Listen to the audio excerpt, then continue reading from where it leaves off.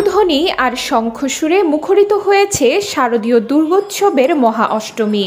মন্দির মণ্ডপ জুড়ে ভক্তদের ভিড়, দেবীর অলঙ্কার ভূষিত পূজা আর প্রার্থনায় মুখরিত চারদিক। সকাল থেকে শুরু হয়েছে অষ্টমী বিহিত পূজা। দেবী গৌরী রূপে পূজিত হয়েছেন ভক্তদের আস্থায় আর ভক্তিতে। রাজশাহীর ত্রিনয়নী ও টাইগার মন্দিরে সকাল 11টায় অনুষ্ঠিত হয়েছে ঐতিহ্যবাহী কুমারী পূজা। কুমারপাড়ার অরূপ রতন দাস ও ঝিলিক দাসের 6 বছর বয়সী মেয়ে অধরা দাসকে মাতৃরূপে পূজা করেছেন ভক্তরা। পুরোহিত দেবী রূপে অধরার পা ধুয়ে আসনে বসিয়ে ফুল, চন্দন, ধূপ ও প্রসাদ দিয়ে পূজা সম্পন্ন করেন। বছর ঘুরে কৈলাস থেকে মর্তে দেবীর আগমনে ভক্তরা প্রার্থনা করেছেন জগতের শান্তি ও সকলের মঙ্গল কামনায়। অষ্টমীর দিনে শুধু মন্দিরেই নয়, আত্মীয় স্বজনের বাড়ি বাড়িতেও ভোগ গ্রহণ আর দেবী দর্শনে মেতেছেন হিন্দু ধর্মাবলম্বীরা।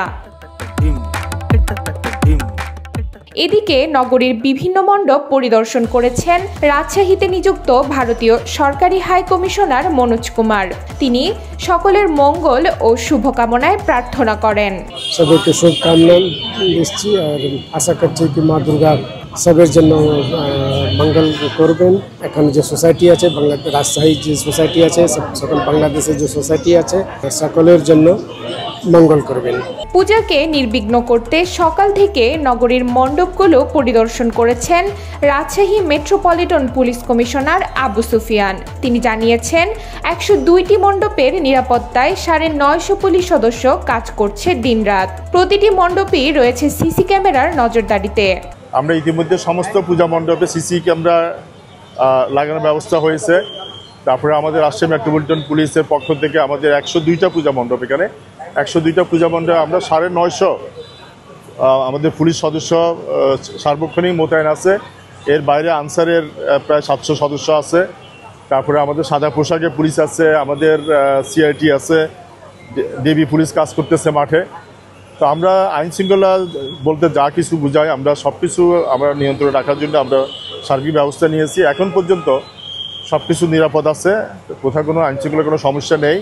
প্রতিমা বিসর্জনেও নেওয়া হয়েছে বিশেষ ব্যবস্থা। প্রতি বছরের মতো এবারও পদ্মা নদীর ঘাটে হবে বিসর্জন। তবে যানজট ও শৃঙ্খলা বজায় রাখতে নতুন করে নির্ধারণ করা হয়েছে পুলিশ লাইন সংলগ্ন নদীর ঘাট এবং আইবাদ।